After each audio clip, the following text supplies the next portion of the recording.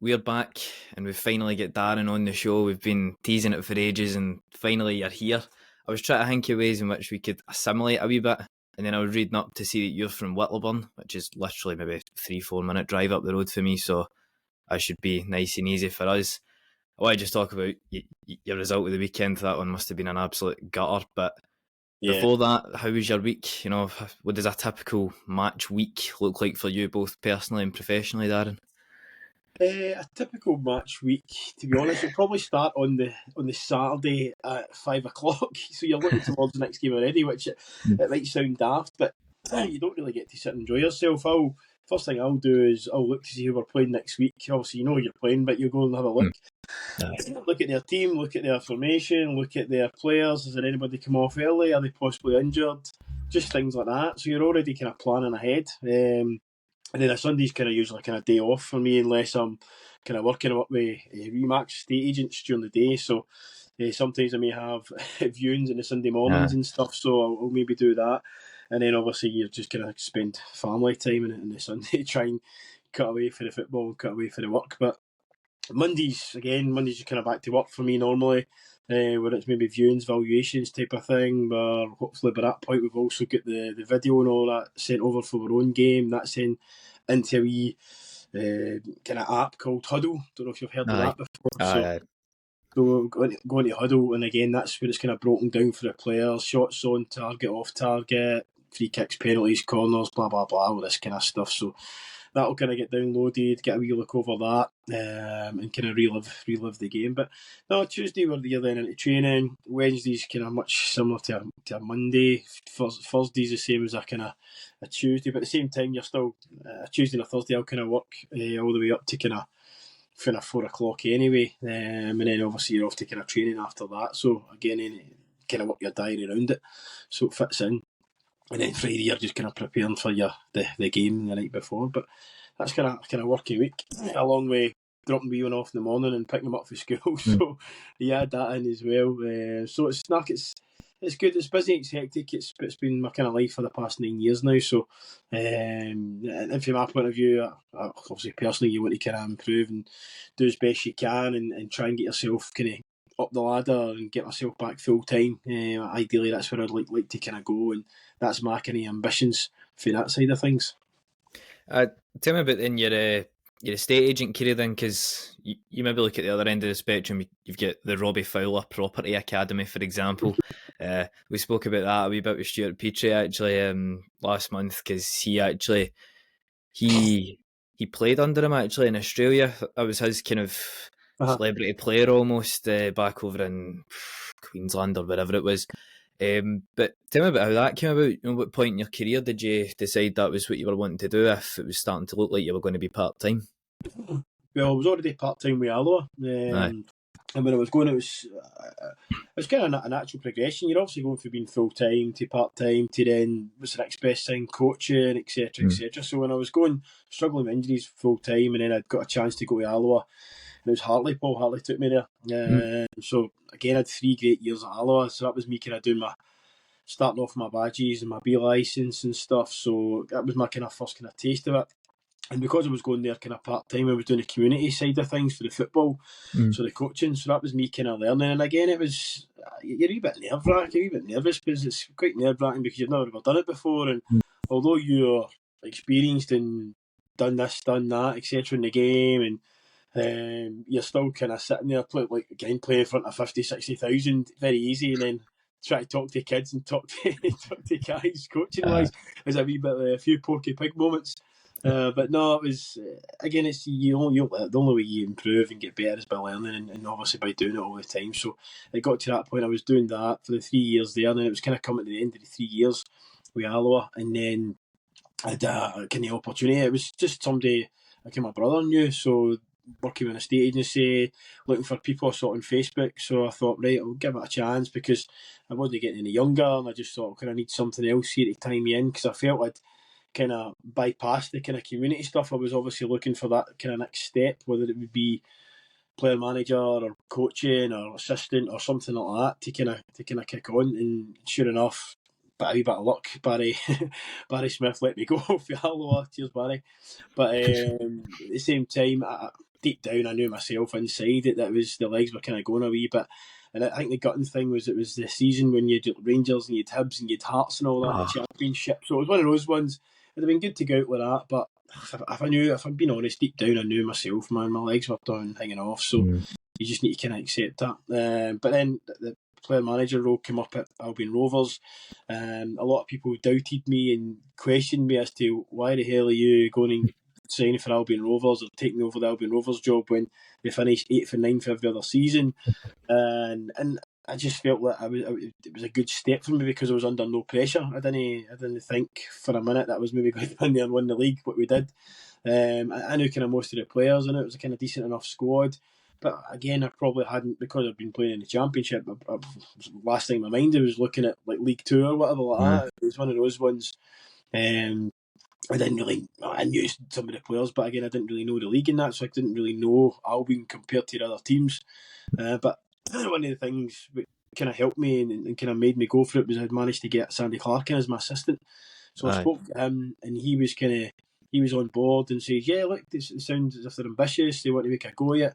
They'd already had 17 players in the squad, so it was already a kind of full squad, so you're kind of working with what you had. And then once we came in and assessed the squad, again, we just kind of decided there's quite a few that we want to kind of move on, but at the same time we were managing to get a couple of guys in, and that was the thing. There was a couple of guys that were kind of moving down to the juniors, maybe get rid of 4 or 5, and then we were getting 2 or 3 in from like maybe Premier League teams and Championship teams that were kind of full time, but we were getting them for nothing.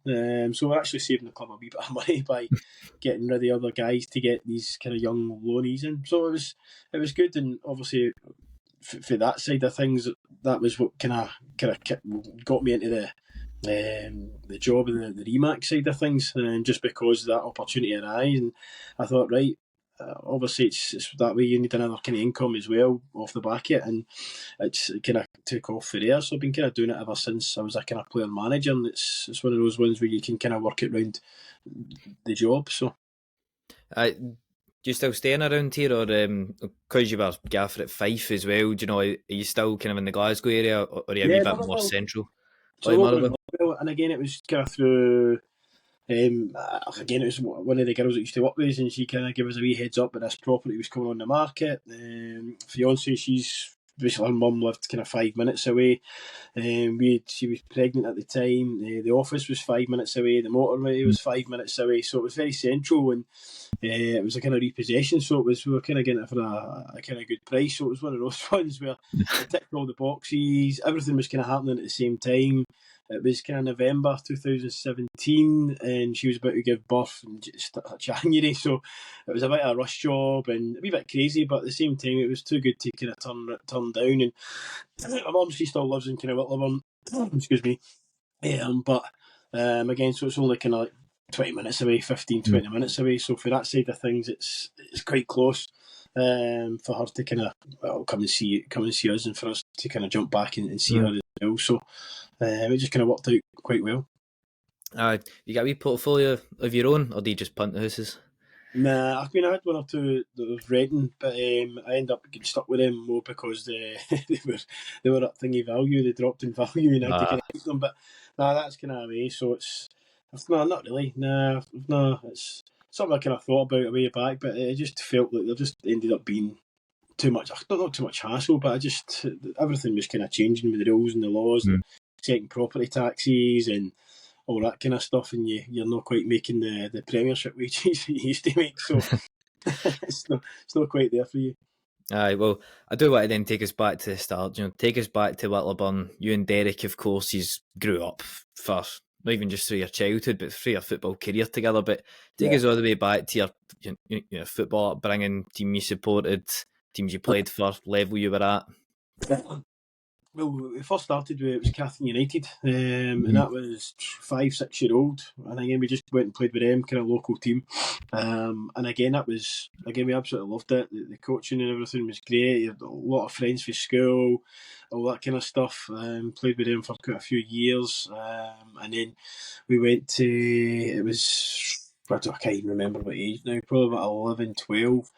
But again, even as you're saying, we growing up in Whitleburn, it was amazing. It was like just football every day, every single day. Completely opposite for like my wee boy's 6 now, but completely opposite for kind of what he's kind of getting in regards to obviously going out the front. You go and play out the front, everybody's there, so the neighbours next close, the guys across the road, whatever it is.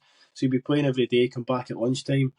Your mum would have soup or something there for you, then bang, back out, 30, 40 minutes, back in, away to get your school bag, away back to school, and as soon as you come back from school, you're right back out playing again. And it was one of those ones, you used to have the big no ball game sign, and again, sure enough, that would be the target. So you'd all be lined up, try to hit the no ball game sign until it snapped, and then the council would have to take it away and then replace it again, but just things like that. And it was brilliant, just a different, you were kind of learning, you weren't getting coached and stuff. Nowadays it's all kind of going coaching and going and getting coached and this, that, and the next thing, whereas we just ran about with a ball and watched the TV and some of the other guys that you were playing against, the bigger, stronger guys, because you'd have a mix of players for 8, 9, 10, 11, 15, 16, all just kind of running about the park, the field at the front. So it was great for that side of things, but we played there, and then we both kind of joined Mill United at the same time up in Hamilton, and they were kind of one of the bigger, better kind of teams at the time. I think it was Scottish Amateur or something, the league it was called. They were the kind of team that was getting to Scottish Cup finals and winning the league titles. So I went there and again had a great time. Quite a few players I played with there had kind of went full time as well and done well. And it's Derek was a year younger than me, so we played at the same team, the same level with Catholic United, but Derek was always kind of playing a level up. And then again we went there, and by the time we were about, I think it was 10 and 11, that's when the kind of scouts and that started. It's very different to what it is now, with your kind of pro youth teams and stuff. We had trained with Aberdeen, it was Aberdeen on a Monday night, Rangers on a Tuesday, and then at one point we were training with Hearts on a Wednesday, and then our own boys club on a Thursday night. So it was a wee bit crazy, and then we kind of cut it down, and then it was just kind of when we were getting to kind of 14, we get a decision to kind of make whether it was going to be S for them. So you're going to sing with Aberdeen or Rangers, and again we both decided to kind of go with Aberdeen. I think it was purely on the basis that Rangers were going spending millions and millions in these players. Aberdeen at the time were bringing through young guys, and it was like Scott Booth, Ian Jess, Stephen Wright, and then you had Stevie Glass was kind of the guy at kind of our age who was kind of went full time as well, just who'd been training at our level and then jumped up. So you just felt the opportunity would be there for you going there. Plus, as soon as we'd signed for Aberdeen, it was every kind of Easter break, summer break, and then it was October week. You'd always go up to Aberdeen for a week, and they'd take you up in the minibus. You'd meet at Glasgow Central, Glasgow Queen Street station. Minibus would take you all the way up to Aberdeen. There'd be a groupies, and again the ages going from maybe 10 up to kind of 15.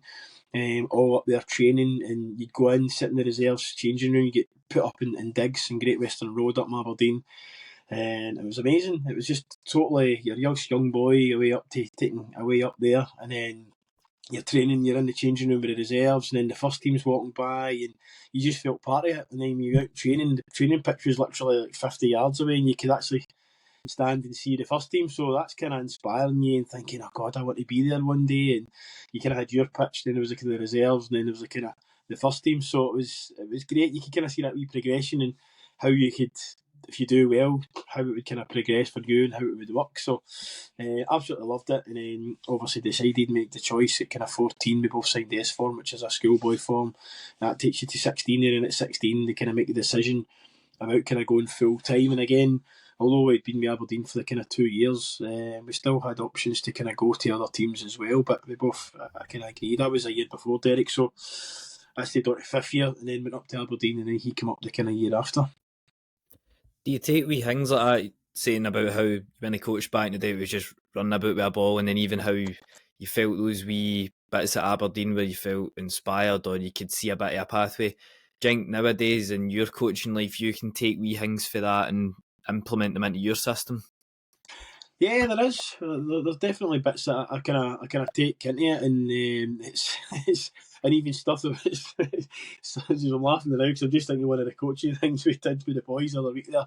Well, during the season, and it was to do with bringing the goalies into the training. We had to train indoors, and obviously the space is limited, so it was one of the drills we had when we were younger, and it was to get the goalies involved as well. So you've got 4 lines, you've got the goalie in the middle, and these 2 guys will fire up to the goal, he catches it, rolls it to the side, and you ping it out, and you go diagonal, and all that kind of stuff. Run straight, go diagonal, pass diagonal, go diagonal, all that stuff. And for whatever reason, they absolutely despised it. The boys hated it, and they've slaughtered me ever since for it. And I'm like, we used to do that when we were younger. It was like, and again, I'm still like that. I think just because they made an arse and they couldn't do it properly. But it was just one of those ones where you've only got a 40 by 30 pitch or whatever it may be, and you've got the goalies on it, you've got 12, 15, 16 players, whatever it may be. So, but again, it's one of those ones. There's other things as well in training you kind of take into it. And again, not to make it too complicated, but again, still be enjoyable for the players. And I've probably done that from all the kind of coaches or all the kind of managers that I've kind of played under as well. So it's one of those ones. There's certain things I thought, right, I really like that, but we change this. And again, you do the drill, but then you tweak it. So you maybe have goals at the end, or you've got cones at the end, or you've got a zone where you need to dribble into, or whatever it may be. So it's just kind of tweaking things and seeing if it works for you. Aye.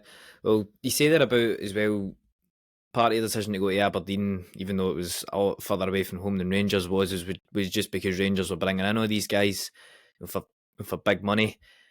Now, as a manager who you are probably competing with these guys in order to keep your youth talents and hoping that they'll stay with you and not make a level, and go a level up just because they might be getting offered more money or they're going to a team they support. Do you as a manager maybe feel that even more now when it comes to bringing through your own youth players? Yeah, it's one of those ones. We've had a kind of 16s and an 18s and a 20 for the last God knows how many years before I was here anyway. And again, it's been a hard one because it's not really kind of blossomed, or there's not been many guys came through. I mean, I think the last guy was probably boy Kel Banner to come through, and then before that was the boy Ross McGeeky, who's just had his testimonial. So that probably tells you how long ago we're kind of getting guys through. Banner's only about 22, 23. So it hasn't been that kind of great. And I think sometimes for kind of smaller clubs like myself, when you've got those guys, if any of these guys show any promise at that kind of 15, 16, 17 age level, you'll probably find that they'll not be playing with Stirling Albion. And not in a bad way, but that they literally, when your Rangers, your Celtics, your Premier teams or whatever, if they see somebody they like, then I mean they could be bringing in 20, 30 players a season, and then like, well, they 20 aren't good enough, we'll bin them and get another. So it's horses for courses. It's again, we'll try and work with what we've got. There's quite a few young guys that have kind of done well last season and this season, and the next progression for them was to get them out on loan to kind of junior teams, and then unfortunately 2 or 3 of them have actually went out and get injured. So their progression has been halted. And again, with a great season last year, but you had a lot of good opportunities to kind of bring boys on and get guys involved last season, because we were doing so well in the league, and you're maybe 2 or 3 goals up, so you're not needing to take a kind of gamble with bringing a young boy on. But at the same time, yeah, it would be ideal. Just looking back to maybe even the one now for me would have been East Fife when I was there. They never had a youth set up, and we spoke about bringing it in, and again we brought it in, and they're kind of getting the benefits of it now. There's a young goalkeeper that we'd brought in, Jude Smith, that he ended up getting a move to Newcastle, and they made whatever 30, 40, 50 grand by selling him to Newcastle. And there was a young boy we'd got in from St Johnstone who ended up going straight into kind of the first team, Big Aaron, and he ended up getting sold to Arbroath as well. Again, so they'd have made a wee bit of money off of him. And then in the first team, young boy Liam Newton's maybe on about 100, 110 games now. Young boy Jack Healy, again, wee tricky winger. He's probably 70, 80 games as well. And then there's a young boy Brogan Wall. So all these 3 wee guys, there is a couple other ones, but they're the kind of 3 main ones. But these 3 guys are guys that were training us when they were kind of 16, 17. We would take them over to training with us at the Orium, and then kind of off the back of those kind of couple of years and in and around the first team and training and being on the bench and getting involved when we can involve them, they're now kind of playing. So that's kind of massive, and again it's something that's they've now got the kind of 3 players in the first team, so that kind of helps with the team, the club, the togetherness, the spirit, and again guys for the local community and looking to bring them through. So it's not a kind of an overnight thing where you can just kind of turn it and change it all of a sudden. Ideally, it's a long term, more of a long term project, but. I definitely think you can kind of do that. It's just whether the clubs and the chairman and the directors or the fans can have a wee bit of patience and say, right, we'll see how we go 2 or 3 years down the line, because you're not going to get it straight away. That's kind of for sure. But it's one of those things. I think it's a good thing. We had it at Albion Rovers, and very similar at Albion Rovers. There was nothing there, and what had happened was we did a kind of under 18 team, and that then became the kind of under 20 team. And one of the guys in that team, his name was Connor Shields. He ended up getting sold to the season after I left. Ended up getting sold to Sunderland for like 15 grand, 20 grand. So again, it's just kind of spotting these young boys at the right time, and again you get these heads up from all over. So you'll get it for scouts, you'll get it for friends, you'll get it for.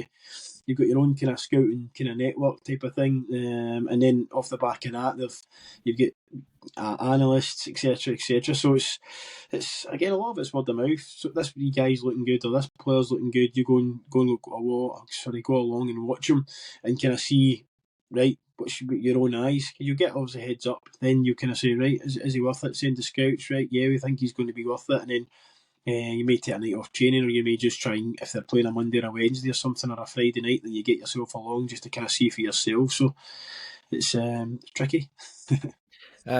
You had went into an Aberdeen side, which post Fergie, they'd obviously put a lot of money in because they wanted to remain up there with Celtic and Rangers, and it didn't quite pan out that way. There was a good bit of debt, and they just not actually finish bottom of the league, but not actually go down because of somebody else. But it's Falkirk Stadium. Falkirk Stadium wasn't it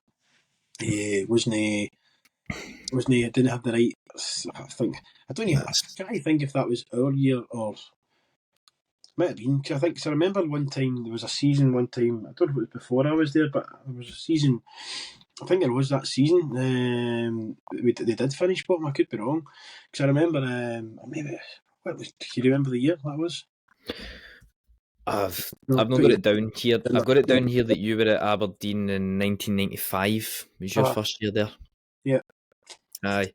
But I think, to me that just shows you the whole situation of Aberdeen. But what I wanted to know was just, even as a young player, like I'm sure as a football player in general, it affects you a lot, but how much does what's going on upstairs and in the boardroom affect you on the pitch? And, like we say, especially as a young football player at a big club as well.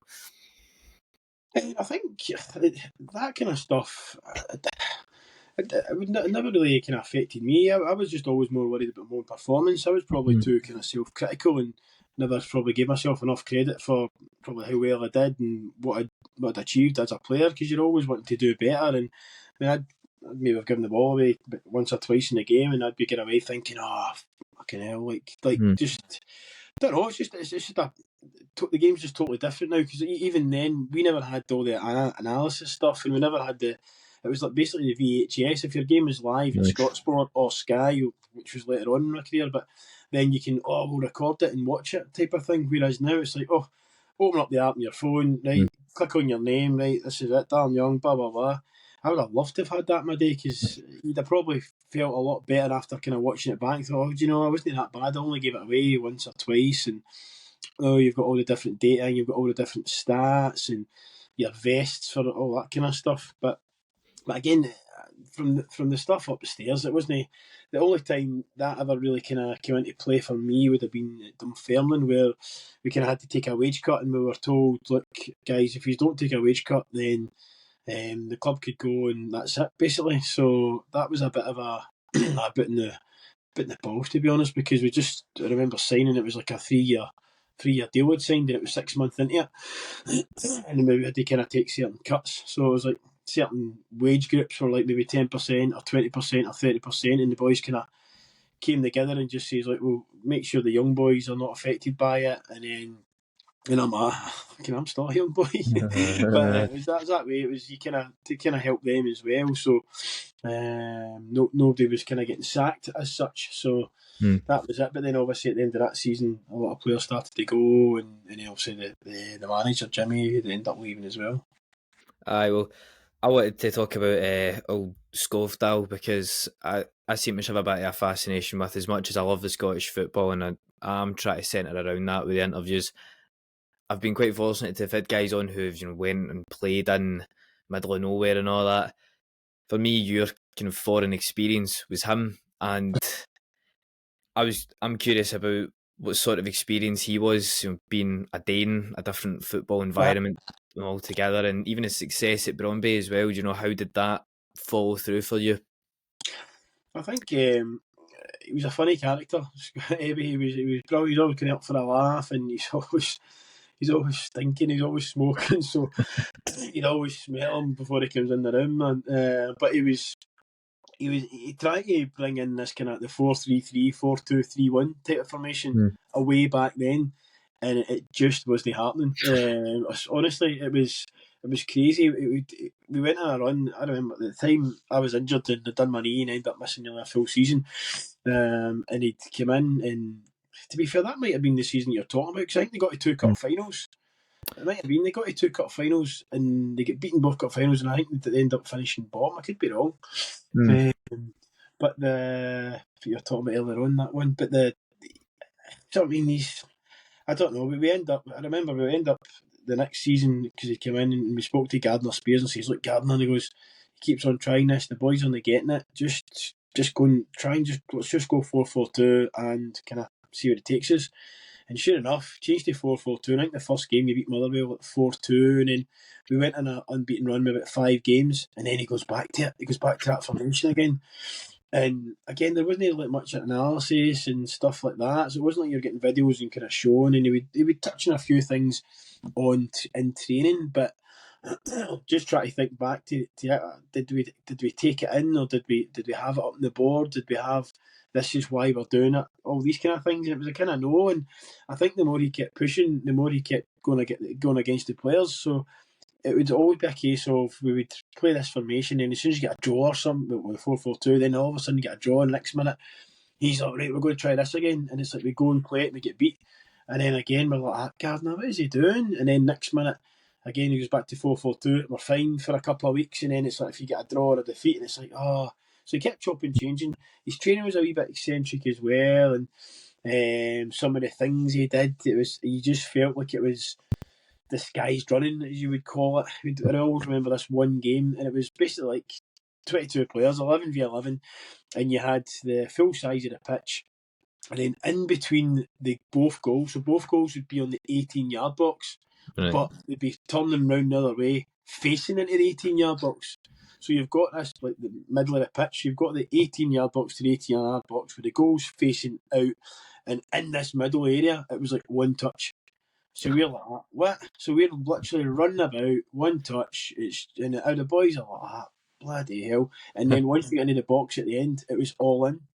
So, and the other thing for me was, once you get into that box at the end, it was like, you could have anything up to like 22 players within an 18-yard box.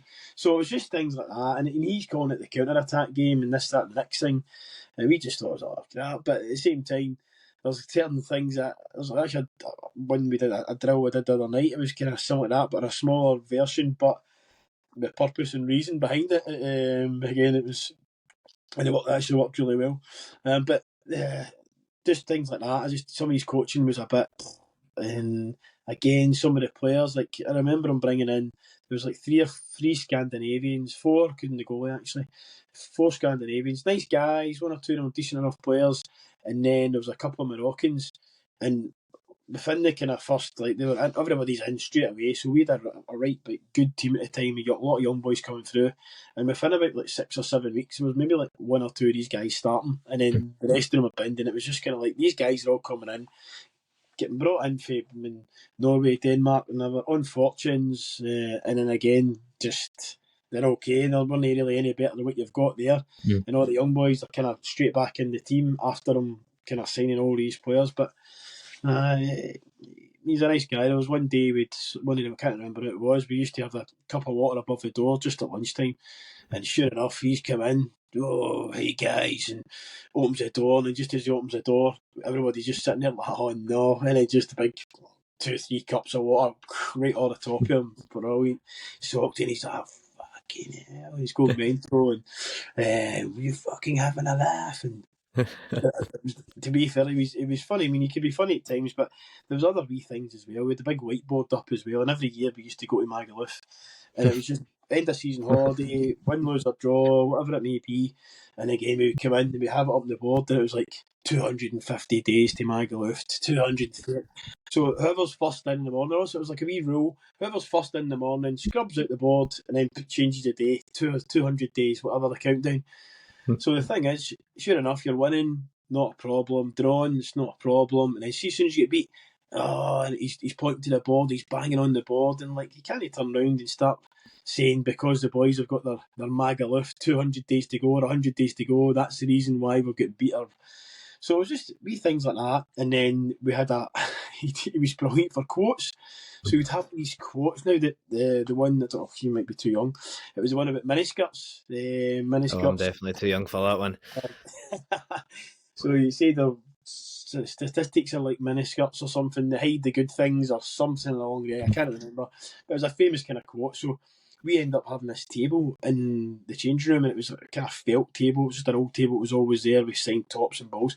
So we started writing on it, and sure enough, all his quotes, and it was like a guy called Ricardo Fuller that played with Hearts, and he goes, Ricardo, the man, he has a long toe, he does this. So the boys are just sitting there like that, and he's obviously talking about his quick feet and so it's just all the different things. And he's Daz Mackey goes, yes, you can run like a bag of cheetahs.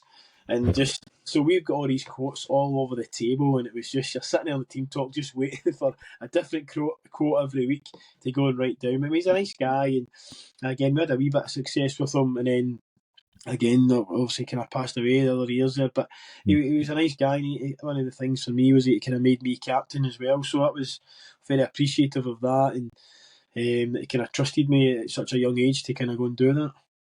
Aye. Were you a hamper boy for Scotland in 1998? I wasn't familiar with what that meant, so I had to physically go and Google it and find out that you were just boot boy really and all that, you know. But how was that though? I mean, that must have been terrific though. Yeah, I mean that's kind of one of the best experiences for me in my life, to be honest. It's to go to a World Cup, and it was actually like we were at World Cup. So there was me, Mark Burchell, Paul Gallagher, the goalie, and the boy Kieran McInnesby was at St Johnstone and stuff. And again, it was, so we were basically part of the squad, same as the squad. So you've got your kind of first team squad, and then you've got us four guys, and we were kind of four of the young boys for under 20s that had been kind of doing well and kind of playing well. So luckily enough, we get asked to go in that. I remember I was going to not Magaluf, I was going to Santa Ponza, I think it was, or Ayanapa. It was Ayanapa, sorry, and then in holiday, and I had to just kind of cancel it. But it was brilliant because every day, we got up every day that wee bit earlier than the players. I'd be going to help the wee kitman Hughie, and again, whether that was going round all the, because we had the hotel to ourselves, so whether that was getting the kit and then going drop them off outside all the players' doors or dorms, if they needed their kind of boots done or any sort of kit or whatever it may be. But we took part in the training sessions and everything, so it was just literally, because I think it was 18, 19 at the time, so it was actually as if you were playing at the World Cup, but obviously without getting on the pitch and stuff, because I remember the first game, obviously Brazil, the opening game, so many millions or billions watching it, and Brazil were just kind of coming off the pitch as we were going on the pitch. So it was that velodrome place or whatever it was, Parc des Princes, and it was buses away underneath, all super fancy new what do you call it, big stadium. And then is it like John Collins, I knew a couple of the Brazilian guys who played with him in Monaco, and Roberto Carlos, Ronaldo, Rivaldo, Cafu, whoever, just all these guys coming out and they're like, hey. I'd be like, yeah. And again, we never had kind of phones at the time, so it wasn't as if you were getting selfies. It wasn't as if you were, it was one of those ones, you need an autograph book to, can you sign this for me, please? But it was just the experience, just even that, you're walking out to that, and just the build up and everything was unbelievable. Well, I was a ball boy at Hampden actually for a few years, but I used to have to do, I say have to, right? I enjoyed Queen's Park games back then, alright, but it was almost like if you did the Queen's games, you would get semi-finals and finals. I started doing it in 2019, so I only got that League Cup campaign. I never got like the rest of it, and then I must have been maybe 16, 17 like when we actually get let back in to do it. But I was like, I'm seeing this out until Scotland, England. I need to make up for lost time here. But they used to let us like go through the tunnel. Like they used to let us like come through the tunnel at was the Celtic Rangers, the one where they absolutely battered Celtic for 90 minutes, and then Julian scored with the only effort on goal of the game for Celtic, which I thoroughly enjoyed and get caught in the telly celebrating. But I mean, like it's things like that. You know, when you're young, it's just something else, isn't it?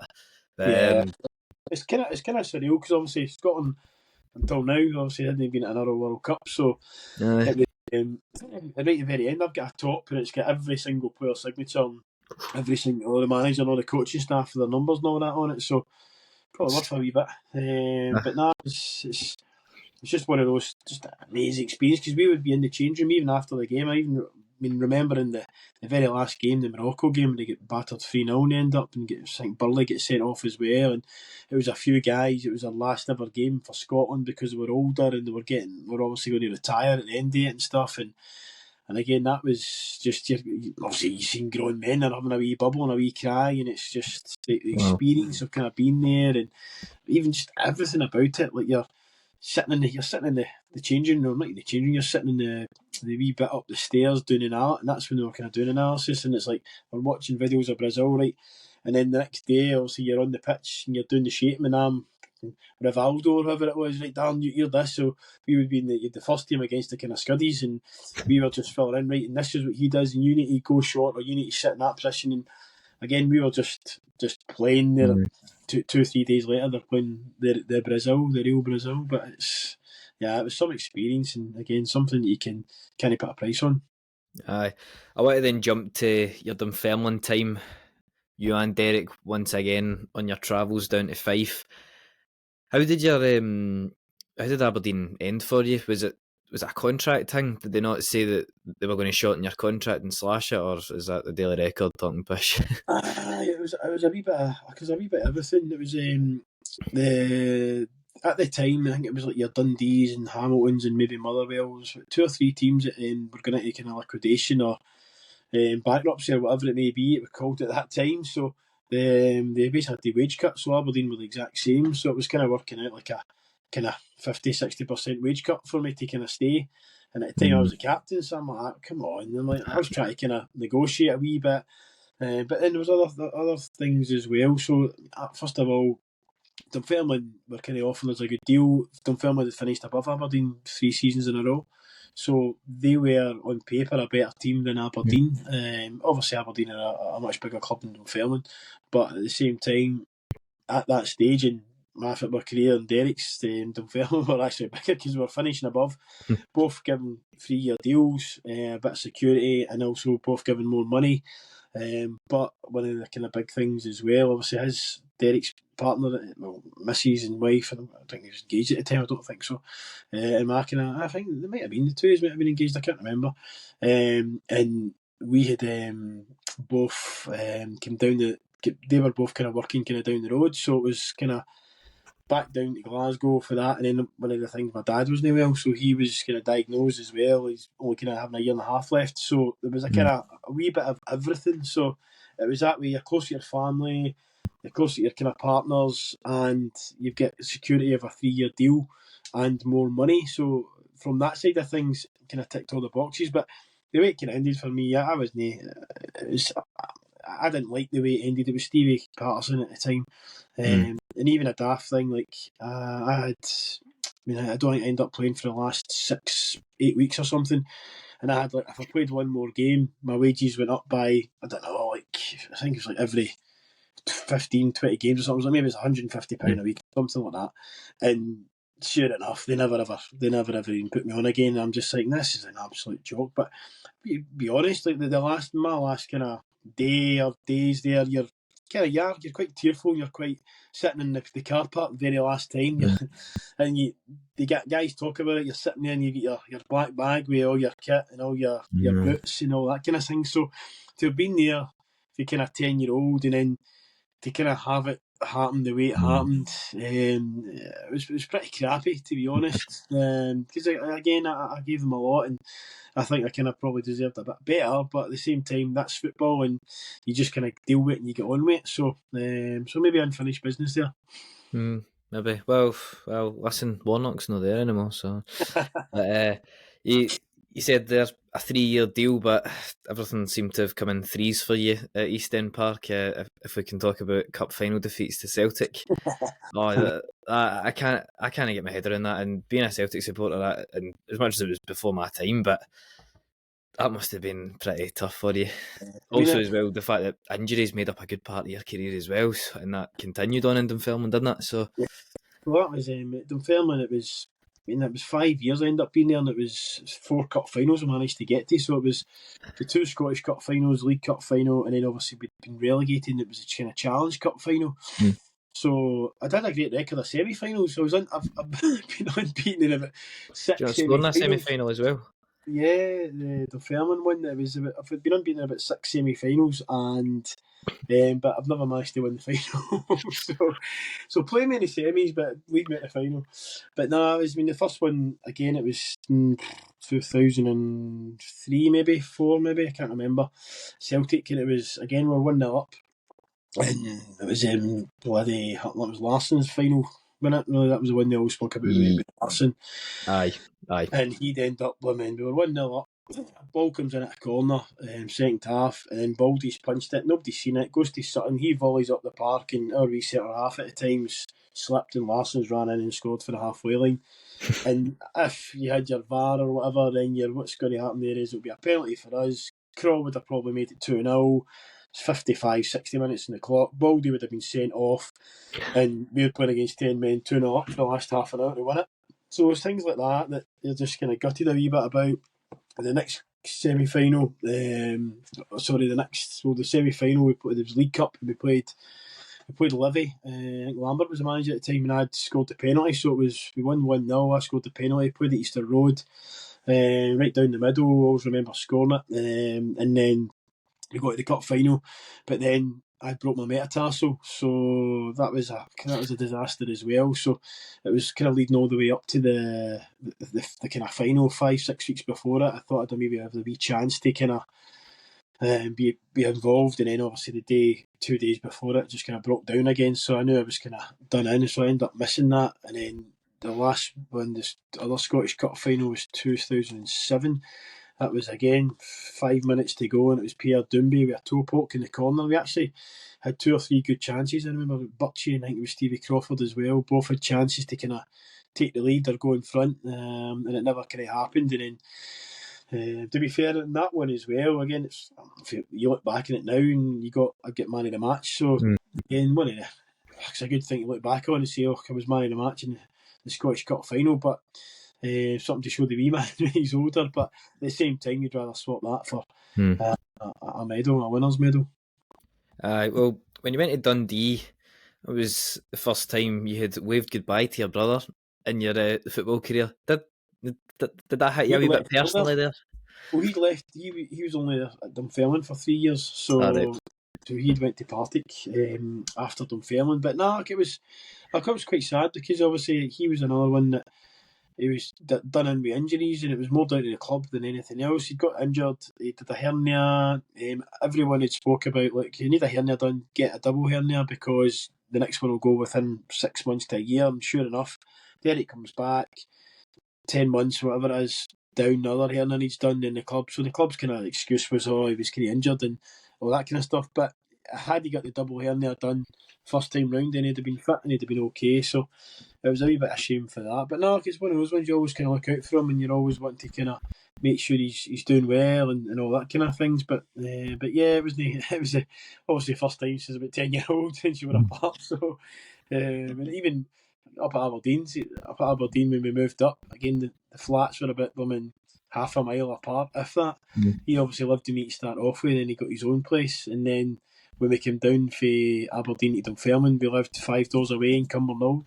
So it was it was always going to happen at some point. So how would you then sum up your Dundee career? Because we only made a handful of appearances, really, in comparison to your Aberdeen and Dunfermline days. It's a shambles. My calves were done in. Well, not done in. I just couldn't get to the bottom of it. I think I played 10 games, started 10 games, and came on as a sub 10 games in 2 seasons. So that was a disaster. And it was the point as well. I remember the time as well. It was like they was the manager and the physio and that as well. And they were kind of wanting to try and make out that I was kind of making it up and stuff. And I was like, anybody who kind of knows me knows I've never been that type of player or that type of person.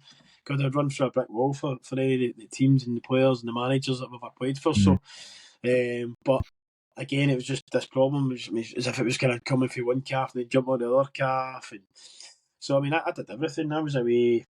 I remember at one point, the guy at Dundee, I think it was time general manager, I think it was the boy Dave McKinnon that used to play back in the day.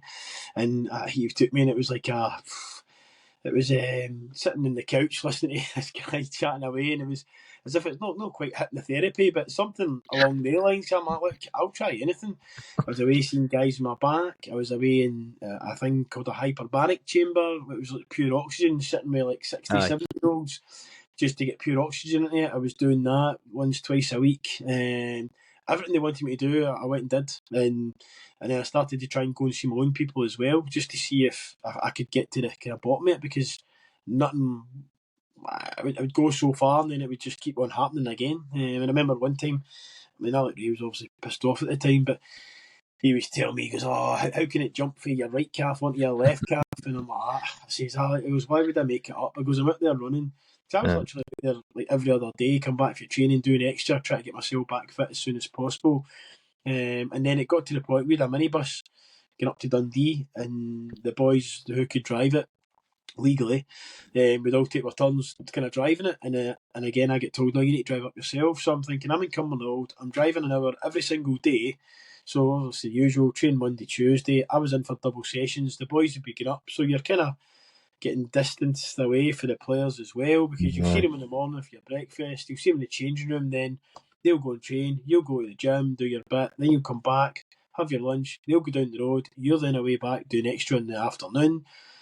So, and again, it was as if they were kind of trying to punish me or scunner me or whatever. And at the time, I ended up having a wee bit of bust up with them and just being like, well, look, you've got me in here. I says, I'm now in a situation because your contract's kind of made up of appearance money, your contract's made up of your bonuses.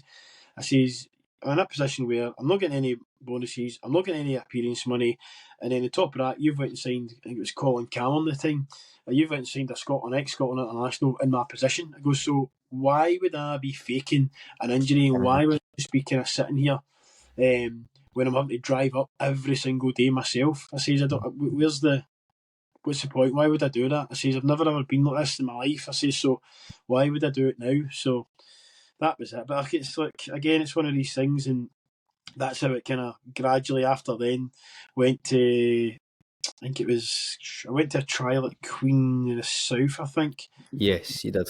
Queen of the South, and then that, I can joke and laugh about it now, but I ended up getting injured in the warm up, but I never said anything because I'm not going to embarrass myself here. And then I just went on the park, and then it was like literally 5-10 minutes. My calf was absolutely screaming, so I couldn't run anymore. I just had to come off injured. And again, I know at the end, I just said to myself, oh, look, I know that's me done in now, so it is what it is. And then off the back of that, I then had to go to.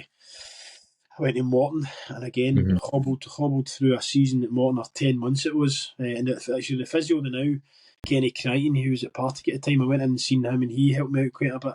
And then at Morton, I managed to kind of hobble through to the kind of January bit, because you're getting to that point, your stage of your career, and you're saying, right, I'm still, I think I was only still 30 maybe at the time, 31 or something, and I'm getting to the point where if I can't get this fixed, then I really need to think about retiring and going and doing something. But you're kind of in a position where you're kind of shit scared, because you don't have another job, you've never done anything apart from play football, you've not got any proper qualifications that would maybe get you in elsewhere. But again, a lot of these jobs nowadays, it's probably who you know to kind of get you in somewhere. But it's again, that's just all the things that go through your mind. So I managed to kind of hold on to to Christmas, and I can admit it now, but it was Alan Moore, it was Singy McAnally, Mark McNally, and we were.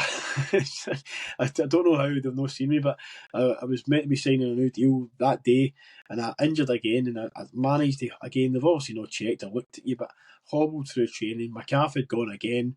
Managed to get the deal signed to the end of the season, and literally that's like, you feel crap because you're kind of cornering people, but at the same time, I'm just sitting saying, right, this buys me 5 or 6 months to either try and get myself fit, which I've been doing for the past 2 and a bit years, or looking at another job away from football, or trying to get my coaching badges. So it's not. There's a lot of players that maybe be like that, and it's one of those things. It's you try and do everything to kind of keep yourself playing, and it's just one of the things you need to kind of accept it and kind of, I don't know, move on. Really, but I think now players at my time, you're not really given or shown or helped, should we say. It's like you're a footballer and that's you, and then if you're not a footballer, then you're screwed. What do you do? Whereas now you've got the kind of PFA, and you've got a lot of these things now, different courses, and so that at least you've got something there. You can go and train up, and whether it's tiling, plumbing, joiner, etc., management courses, education. So there's a lot of things there now. It's put on a plate for you, and when you're a youngster, 16, 17, full time, then they kind of put you into to go and do all these things. So it's kind of, or offer you the option to go and do it rather than just mucking about every afternoon. Because literally, when we were younger, it would be go and play the PlayStation, or go and play FIFA or Pro Evolution or Football Manager, and that was you. And you're living the life. You're finished training, and you're back home by 1 o'clock, and you're sitting there with tea and biscuits with your feet up. Aye. Well, we could probably say that you did have your fairy tale ending by winning the league at Alloa as captain as well. Yeah. And you said that it was Paul Hartley who had signed you. Aye. Tell us about that. That must have been bliss for you. Yeah, it was amazing. It was I remember at the time I was in Dubai in holiday at the time, and then Paul Hartley had actually phoned us. And I was honest with him. I says, look, Paul, I might need to wrap it in the summer. I says, I can't get myself fit. He says, no, we've got a physio and I am, and he'll help you in this and that. I says, look, I'm just making you aware because I don't want to be coming in and thinking that this, that, and the next thing. So sure enough, I just kind of managed myself through it, and then for the first month or two, I mean, I'd done the pre-season, but I wouldn't kind of train on the Tuesday, and the boys used to slaughter me for it.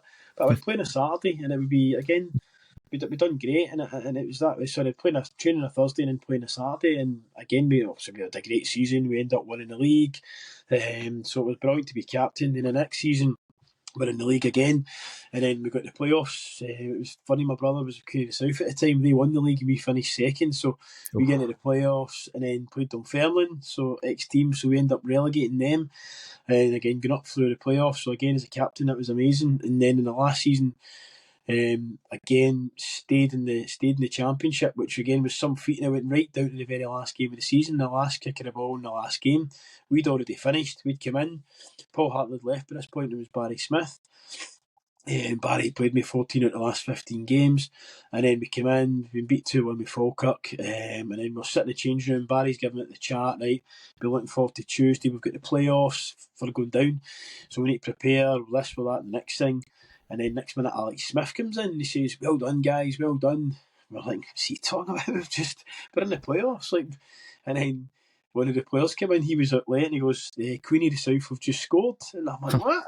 So next minute, no word without a lie, somebody said it was my brother as well. So that was the next thing. So we're all singing, Daisy, Daisy, young Daisy. The whole changing room's gone from, honestly, God, this is exactly what happened. It's going from preparing for a game on Tuesday in the playoffs to arranging Magaluf with the boys for the end of season party. I swear to God, it was just like that. So that was it. We were in on the Tuesday to talk about contracts and stuff for the next season, and then we were literally away Friday, Saturday, Sunday to Magaluf, watching the playoffs as we were sitting getting drunk on the beach. So it was it was, again, that was a sweet sour ending. Obviously, you get told you're binned. But at the same time, to finish that way, to have the 3 seasons, for me to be doing my B licence and all my coaching with the Alloa Wasps, the community club and all that for the kind of 3 years in learning. And then at the end I managed to take 2 or 3, well I actually helped with 1 or 2 of the first team games. Hartley was suspended and Paddy Conley's I think it was his mum or his dad had passed away, so he was away, so I was kind of in the dugout.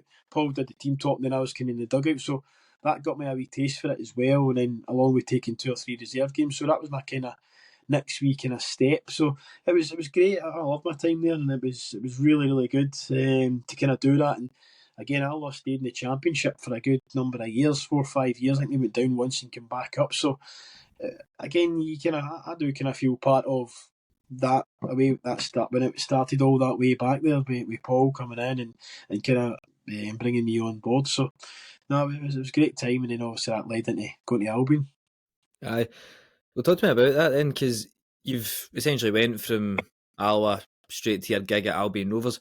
Were you not down as a player manager for Albion Rovers? Aye. I was still playing. That was the saying earlier on. Like my brother and quite a lot of people were like that. What are you doing going there? And I says, well, I don't feel under any pressure, and I feel it's a good place for me to start. So, sure enough, I started out, and I think if I never had Sandy, I don't know if I'd have been as keen to take it. I knew I needed somebody experienced because I was still not 100% ready to be taking a training session and confident and all that kind of stuff. So from that side of things, Sandy kind of did most of that. I still played, and then we obviously spoke about again substitutions. We spoke about the team and all that kind of stuff. So he was brilliant, absolutely brilliant for me. And again, we won the league in that first season. The second season, Sandy got an opportunity to go back full time with Alan Johnson. I think it was Dunfermline.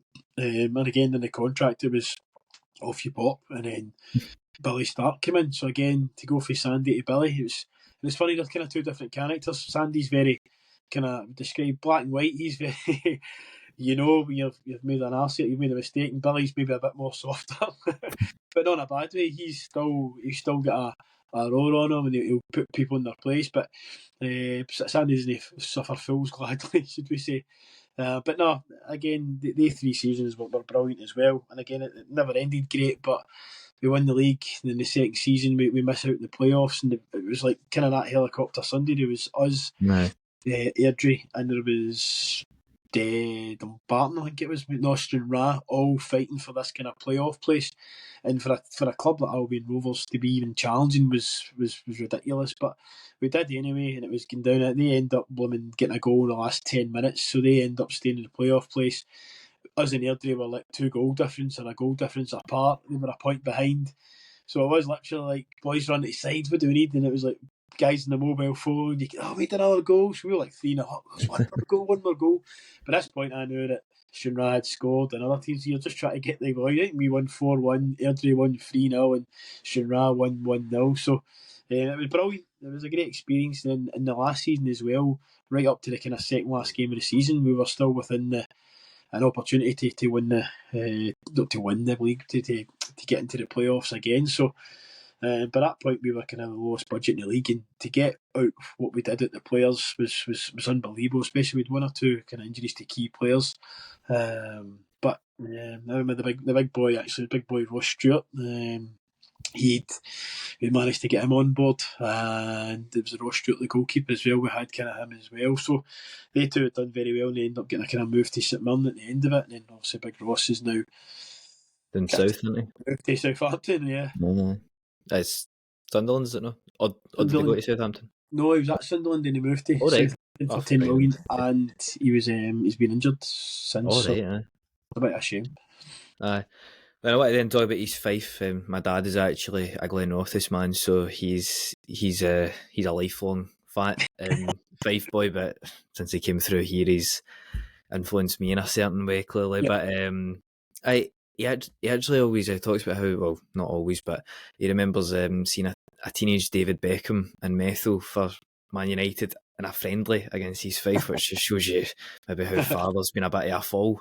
But I find it interesting. And you went from coming into a club who went up. Ultimately, you didn't come in with the expectation to go up, and now you've went into a club who have just went up into League One. How different was that expectation and environment for you then?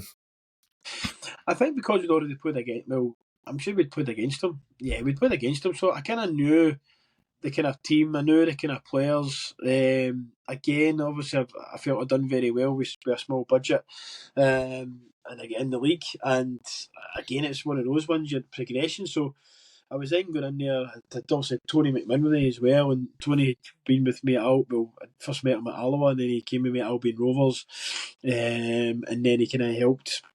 When it was at Albion Rovers, and then he was still there when obviously it was Andy and Billy, and then we kind of went obviously together, took him as my kind of assistant. So again, Tony did quite a bit of coaching as well. So it was one of those ones, and I think it was a natural progression. And again, I started to take more of the coaching as well. So it was quite good. At that point, I would kind of stopped kind of playing. I'd only played in the kind of pre-season games and kind of a couple of games in the League Cup section when we were struggling for bodies, but it was again not kind of finding your feet. It was just kind of adapting to, because you'd been there for 3 years, and then you go to another team, another club, and then players you'd kind of played against and played with, and so there's that wee bit as well. It was different, but again, I was confident I could go and do well. And again, I think apart from the last wee bit, I think it was 4.5 years I was there, so I would say I was successful for those years. The main priority was to try and get to the playoffs, as the fans will tell you, but at the same time, the budget, I can be openly honest, the budget wasn't the biggest budget in the world, and again, you're kind of looking more the kind of bottom end of the table. And again, maybe that's why they kind of got me on board, because they saw what I kind of done with a kind of similar thing with Albion Rovers. So for that side of things, I think we were massively. I think at times we probably punched above our weight, and again, fans near the end they have a wee mump in the moan. The season before, we missed out in the playoffs in goal difference. We'd taken them, and I remember one of the fans saying, "Oh, whatever you do, just beat Rafe." And sure enough, we hadn't beaten Rafe for 30 years. We go in, we managed to beat Rafe. So that became, we always kind of gave Rafe a game, although my very first match against them, we get battered 5-1. So lesson learned there. But then I think I've said it, probably the same season, I think we actually beat them later on. So that was great to kind of do that. And again, some of the decent crowds. We got to the semi-final of the Challenge Cup, which we'd actually qualified from the Cup section, which they hadn't done, and then we obviously the League Cup section, got to the last 16 in the League Cup for the first time in 40 odd years, got to the last 16 in the Scottish, got to the Challenge Cup semi, which they'd never ever done, and again the closest they'd ever been to the playoffs. So I think the frustrating thing for me, again, you get a bit of abuse for the fans and stuff, and that's fine. You take that in the chin. You'd rather they've given you it than the players it. But it's just that way. I don't think. I think now, once you're away and where the club is now, I think fans then maybe look back and actually then realise, oh, do you know what? Maybe it wasn't that bad. Maybe we were kind of doing well with the budget we had and the players we had and the team we had. So I think that is kind of one of those ones, kind of careful what you wish for, because we felt at the time we were doing brilliant. We felt we would, again, for some of the wages that we're paying the players. I mean, we lost out on loads of players. We trained at the Oriole, which was really, really good. I think it was Barry Smith or Gary Naismith had managed to kind of arrange that before the times before I came in, and that was great for attracting players. Because obviously the budget wasn't going to attract the players. I know that several years before us there was kind of silly money getting thrown about, but not when kind of we were there. But again, lovely club, really good part-time club, very, very well run. Really enjoyed my time there. Again, a lot of friends, a lot of people still kind of speak to and keep in touch with, and players as well. So it's loved my time there. And then just kind of near the end, obviously when that last season, again it's frustrating. We never managed to kind of recruit or get players in. Then we lost Ryan Wallace because he was not retiring, but he was stepping back because of his work. So he was away for 3 or 4 months. So you lost your main striker, and then a big striker, Mark McGuigan, that we'd tried for several seasons to sign. Finally got him over the line, and then Big Mark had a great opportunity with Celtic to go and do his kind of sports science, and it was a coaching course, or not a coaching course, but coaching with them, with the B team or something like that. So we kind of had to, although we had his contract, we kind of held him to ransom, but it's a great opportunity for the player, so we kind of had to let him go, and again, go and benefit himself and his career. So to lose your 2 strikers a week before the season starts was a bit of a disaster, to say the least. And then we never really managed to recover and get better players in, or get players of equal quality in. And that's no disrespect to the players of the squad. We also had 7, 8 injuries. Again, I remember the week before it was Clyde, and the week before that it was like 8 injuries, which you're turning around saying, if there's any other team in the league had this, and that's where some of the young boys, young boy Jude Smith then gets his opportunity, so he then puts himself in the short window and he gets his move to Newcastle, and then the big boy Aaron comes in and does very well too. So it was that way. You're kind of throwing guys in at the deep end, and some of them stood up to it, and then other ones you knew they still needed a couple of years. But I love my time there, and again, it's just that wee small margins where you just felt like, oh, if we could have got to the playoffs. But at the same time, I think now for fans and when it's board members or whatever you want to call it, you look back and you're like, right, well, maybe we were punching above our weight compared to what we had budget-wise. Alright, well, we'll jump on to Stirling, because that's ultimately who I'm going to market this one towards. That's where I'm sure I'll get the bulk of my viewers. Yep. And to be a people pleaser, talk us through your title winning season, because I'm sure that will bring back all the happy memories. Then we'll fire on to a few of the supporters' questions, because once again, I need to please the people here, and because we've been going for a wee while here, and I've thoroughly enjoyed it, because all these stories are priceless, by the way. So thanks for this. But talk us through the title winning season, because was it another similar situation for you to Stirling? I only really started keeping an eye on the lower leagues when I started this, really, and I always put the radio on and work at 3 o'clock on a Saturday, because they'll let me do the dishes if I've done a wee bit of work, and I can just sit there, open all mics, listening to what's going on down in Stranraer. But talk us through that season, and I'll get us what the supporters want to hear then.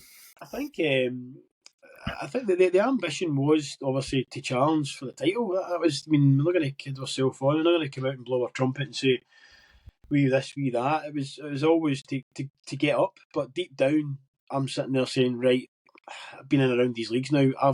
This is a very good squad. We've managed to recruit good players. We've managed to bring better players on board. We've got guys out that that we felt needed to be moved on to get other guys in. One of the big bonuses and players was the wee boy Kai Fotheringham. We got him on for Dundee United. We had to wait 2 months, maybe 2 and a bit months, because they had Europe. So obviously Dundee United kept winning in Europe, and it was like, oh, come on.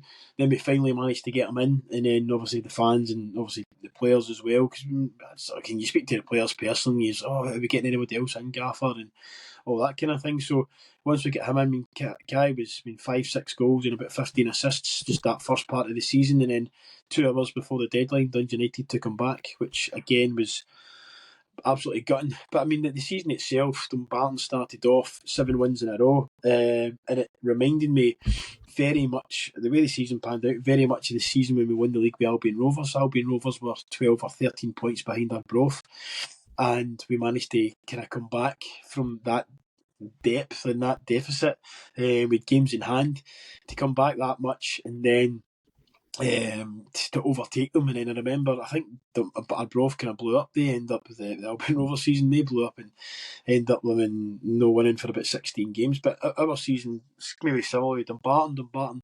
We managed to keep on getting there, and then there was a kind of famous game or infamous game, should I say, where it was called off 4 times in a row, and 3 of the times were already on the pitch just before the kick-off, which was absolutely ridiculous. So it was, again, that was frustrating, but again, with a great togetherness, with a great squad. I mean, it was one of those ones, they win together, they drank together, type of thing. We managed to get them, even at the end of the season, when we get the bonus season, everything sorted, we managed to get them like a team day, not day out, but a weekend away to Portugal. So it was like a Friday, Saturday, Sunday job. And again, absolutely brilliant. It was like 24, 25 people. The kitman was there, and everybody. I think there was only one player who maybe couldn't make it, and every other player was there. So it was great, and that just kind of showed the spirit. I mean, I don't think I've had that many players, like 24, 25 in the squad, for physios all the way through to all the players, to kind of go and turn up. So that was amazing in itself. But the season was brilliant. We just kind of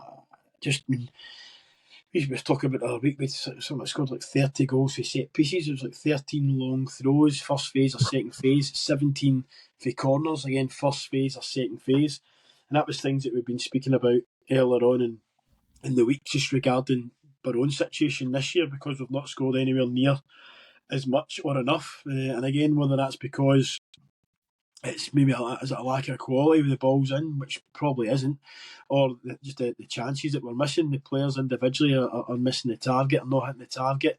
And then again, you're up against kind of bigger, better teams as well. You get kind of the 4 full-time teams. But the season itself is we started well, and we were confident. I mean, everyone was saying Dumbarton's got this, that, the next thing. And I remember their chairman getting a wee bit excited and a wee bit above himself, and we put the piece up. It was in the Daily Record or Twitter or whatever. He was saying, "Oh, I think the manager got a new deal all of a sudden. The manager's got a new deal, and we can now starting to prepare for League One."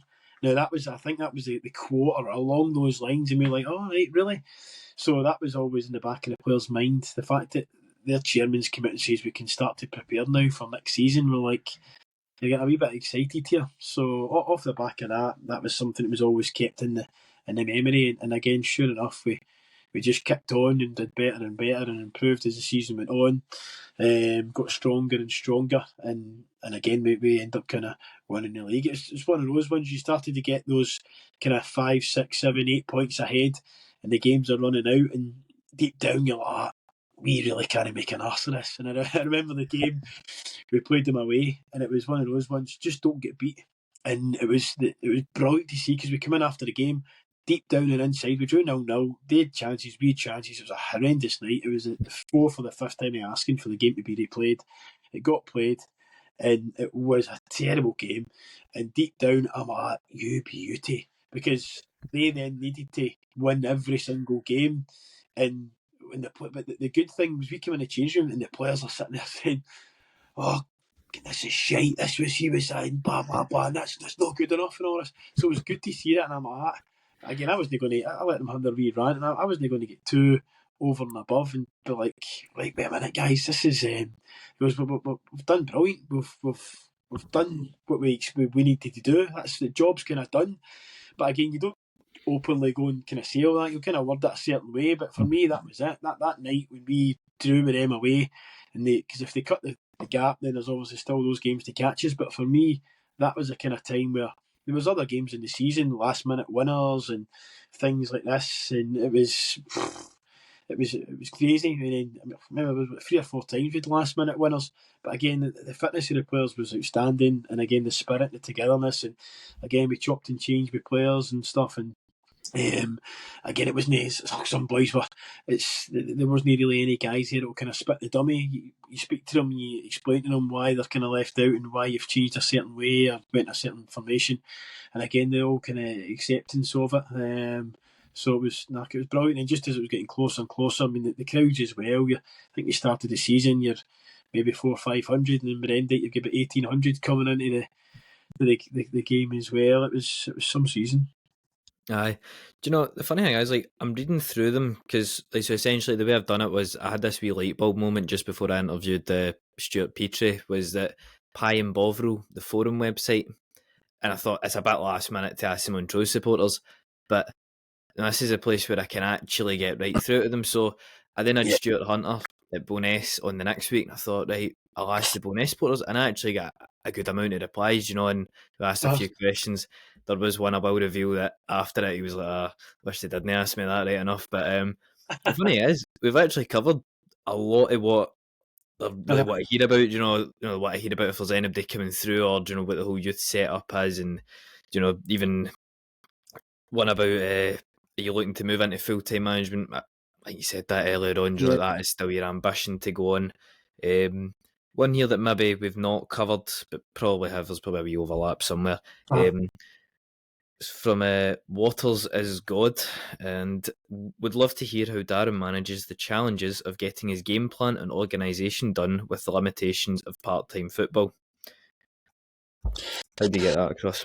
I think most of the guys, they kind of know the formations that we'll play. There's maybe 2 or 3 formations that we'll kind of play, so the guys kind of know that anyway. So there'll be certain times where Again, not I suppose you can give a wee bit away. You'll play a certain formation, and then you'll maybe have not target a certain player. Say, right, once the ball goes to a certain player, then we go and close down, or we'll kind of sit off to a certain bit, and then you're just kind of saying, right, we're going to go and do this. And again, it can be done a number of ways. It can be done analysis. It can be done on the training ground. It can be done sometimes. I'll put the cones down. Done it last week there against Falkirk. So I had the cones down and just spoke about, right, look, this is the way they'll play. This is the way we'll play.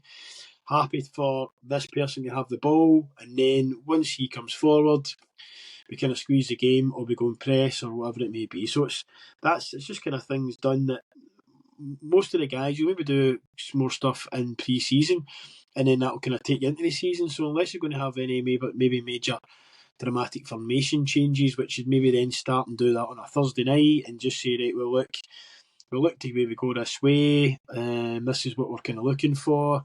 Most of our Thursday night will be your kind of normal session, and at the end you're maybe doing crossing and finishing from different areas, or the one that they always slag me about is talking about like up, back and through. So whether it's in a wide area, whether it's a striker, whether it's a full back overlapping. So just different wee areas and places to target to kind of get in. And individually, I'll speak to players individually and just say to them, look, you're maybe getting back into the team, or this is what I'm expecting of you, or this guy for them does this, so make sure you're shutting this off so that he's always passing it wide. And then that's it really. There's not really. I think they already know most. Unless you're, I think when you're not implementing it, it's just one of those ones where we've kind of played 4-4-2, and a lot of the guys have played 4-4-2, but maybe some of the younger ones now that come through are more kind of 4-3-3 and 4-2-3-1, whatever you want to call it. For me, it's it was Saturday for us against Falkirk, so it was like a 4-1-4-1 defensively, but whether you want to call that it's a 4-3-3 when you're attacking, whether you want to call it it's a 4-2-3-1, whatever you want to call it, it's just a numbers really. The players know defensively I want you, when we lose the ball, be in this shape, and then attacking wise, you bomb on, full backs get forward, one midfielder sitting, doesn't need to be the same guy, it could be they may rotate and it'll be a certain player that will sit there and be the more defensive one, the other ones try and get forward, get in behind. If your striker's coming short, can your wide guys get in behind them? If the ball is going up to the striker, then can we get support them quickly? So it's just the basics really. It's nothing. There's no any Pep or Klopp or anything daft like that. It's you don't really kind of need that at this level as far as I'm concerned. Maybe work more on your set pieces or your free kicks and things like that. But again, a lot of it comes down to the delivery, and the last few weeks our delivery's been pretty good. I hope John Rankin has stopped listening before that, so he doesn't get any tidbits there. Hearts have just went 1-0 up against Morton there as well. God, only just 1-0 as well. Get two here, two short ones from JMDP. When coming through the ranks at Aberdeen, who was the better Darren at reading, him or Mackie? And his second question is, if you could sign any League One player, who would it be? Oh, good question. As regard to reading, Darren Mackie he's a wee bit knock. So definitely me. That's Mackie, a nice guy, but nah, he's not the brightest tool in the box. So that would be me. League One player. I would say probably be maybe the wee boy Cal Morrison, the boy Calvin Miller. That's exactly what I was thinking, actually, to be fair. It had to be a Falkirk player, didn't it? Yeah, they two have caused all sorts of problems. B-boy Calvin Miller's tore us apart a couple of times down there. And again, they're probably, for me, two players that should definitely be playing in the Championship. So I think Cal Morrison's just signed a new deal, but they guys are kind of game changers, and they can go by your fullbacks and it's come inside, whatever it may be. They've both got great delivery. Again, they've got goals in them, assists. So, they're probably one of the two guys. A lovely one to finish off the supporters' questions from Quentin Tarambino. Lovely name. As he approaches his 100th game, I'm sure you'll have surpassed that by now. I asked these a wee while ago. in charge of Stirling, what two specific games in his time at the club capture perfectly the highest of highs and the lowest of lows in Scottish lower league management? Right. I think probably the highest was probably could have been. Well, obviously you've got the day of the kind of the title day. I mean, that was unbelievable. There's probably a couple. I'll need to say a couple. So the first one was probably the 6-0 game where we battered Dumbarton at home. Now, it's funny because I was suspended for that game. I'd been sent off the week before, so I was sitting in the stand and I was just behind the glass in the hospitality at the time. And I just remember, I had the phone, and obviously Bud, the goalkeeper coach, had the phone on the bench, and it was actually walkie-talkies. They never worked, so I went to phones at half-time, and it was already 4-0, I think, at half-time, and it was unbelievable. So I'm just standing there, obviously done my team talk, named the team, spoke to the players Thursday, spoke to the players. I think it's an hour and a half you're allowed into before kick-off. And then, sure enough, blooming 4, 5, 6, unbelievable. Just that feeling was, that was one that, because that was, we were in that kind of run with the 7 games or whatever it was, and to go and batter them 6-0 was a kind of statement from our point of view. Then, obviously, the last game where we go 1-0 down to Annan, and then after that we come back, you won each, and then it goes 2-1. And then I remember when it went 3-1, that was like, it was a counter attack right at the end of the game. Now I had lost it by that point, so I remember I ran down probably line with 18-yard line because the players had run over to the stand. I think it was Flynn Duffy had scored to make it 3-1. It was like 90th minute, so that was it. That was the 3 points in the bag. Sprinted all the way up, just lost the plot, and then ran over to. I would end up just inside the 18-yard box celebrating, and then as I come back up, because you don't. It's one of those feelings. It's hard to explain. Well, for me anyway, I never scored that many goals, but when you scored a goal, for me, it was the best feeling in the world, and just trying to explain that to people, like you're playing in front of so many thousands, and you go and score a goal, whether it's a tap in or anything. For me, it was just like, wow, just lose it, and then. That was the exact same. I did a couple of moments like that as well as a coach when you're on the pitch and you just completely and utterly, just before you know it, you're just like, yes. I see. And I then, feel like that five-a-sides football every week because I never score, and I put it down to I pass and move the ball. I'm the legs, I'm the engine, and I'll probably score every other week. I gave up 5s tonight to do this, so don't say I'm not dedicated. What about your lowest of the lows then? so again, that was it. But the thing was, when I ended up getting sent off, so I came back to the dugout, and then the referee says, "Look, Darren, I'm sorry, but I need to send you off." And I was like, "What?" He goes, "Darren, you were in the middle of the 18-yard box." I'm like, "Geez, a break." So set me off, and I ended up sitting in the stand, and then my brother just jumped down. He was sitting with me in the stand. So that was obviously, then you win the league. So that was unbelievable. Lows. Lows, probably one of them could have been. I think. But actually, probably one of them could have been the game on Saturday, because honestly, we were every single one is. I mean, that's a derby game where we've not beaten Falkirk in a long time, 10, 15 years, and to have gone that close, and we've hit the post and they've hit the post, their goalies had a couple of saves, their goalies had 1 or 2 saves, could have went either way. A draw would have been a fair result, but it was just that feeling, and you just, in the changing room afterwards, it was just like everybody was just completely and utterly deflated, and you're just trying to say to them, well, look, guys, it kind of shows you how far we've came, that we've now just about beat the only unbeaten team in Britain.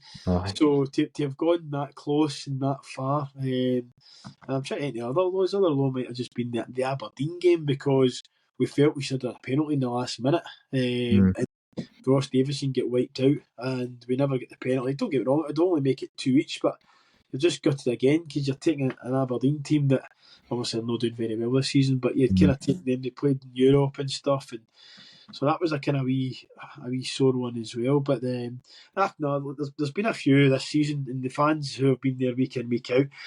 The Kelty game away, where we were battering them for the first 50, 60 minutes, and then we missed one for 4 yards, and then we get somebody sent off, and then we end up holding out until like the 90th minute, and then we lose the goal. The Cove Rangers game, 93rd minute, we go and lose a goal. And there was another one late on as well. I can't remember now, but obviously the thingy game there, the the Falkirk game. So there's been a few where we've kind of shot ourselves in the foot, but right now we're sitting in a good position. You're sitting. Somebody said to you at the start of the season you'd be sitting joint 6 with 8 games to go. Then you'd bite the hand off, and I know there's 5 of us within 5 or 6 points. So we know it's a tight one. We know everyone's been kind of dragged back into it, but it's that way. If we can kind of perform the way we did on Saturday, then there's no reason why we don't pick up more points than we lose for now at the end of the season. Yeah, there was a Falkirk fan who actually was the first person to reply to my plea for questions for you, who said, "How does it feel to get defeated consistently by all FK clubs? Thanks." Which I thought, that's not very nice. And then somebody brought, you had one of your start merchants there that brought up your record versus Stenhousemuir and Falkirk and all that. It's just unfortunate that we've done this 2 days after Falkirk defeated you again in probably the most devastating manner possible. But listen, we've been at this for nearly 90 minutes. We've been at this for nearly a full football match. I mean, the Hearts game isn't actually done yet, but the question that I always like to finish on is if we do round 2 of this time next year, playoff races, title races, relegation battles are all in full flow, and you tell me we've done a good job, and I ask you why, what will be a good job for you this time next year? I think first of all we consolidate where we are, and then if we can obviously look to improve the squad and better the squad, and then again you want to just improve again. 8th and above would be brilliant this season, and then can you, depending on your recruitment, can you go and kind of challenge? And we're still in a position though. You've got these full-time teams as well, and it gives them a bit of advantage. Queen of the South aren't doing so great now. But again, you've still got 4 full-time teams in the league, and then depending what happens next season, will it be Arbroath, will it be Dunfermline? I mean, the league above is crazy as well for possible teams to come down. So I think you're going to still be in a position where you'll have 3 full-time teams anyway. So it's still going to be very, very hard to try and to be the best of the rest. So, and I'm sure every other part-time team's got the same ambition to improve upon their squads and to better where they've been. So for us, first and foremost, to get these points on the board and make sure we consolidate for this season, and then obviously off the back of that, kick on. And again, a good season. We stay in the league next season. If we're in 8 games to go and we're doing this again, then can you be kind of more points on the board and higher up and kind of challenging? Right, well, it has been an absolute marathon. You could have stuck that Hearts game on behind and watched this and had this on in the background. Darren, thank you very much. We've got more of this coming, by the way, people. Don't worry. But Darren Young, it's been a pleasure. Wish you all the best. I'm sure you will stay up. These are sorted. You've got a lot of trust in me now, right? I've got you. Citizen non-football. Thank you.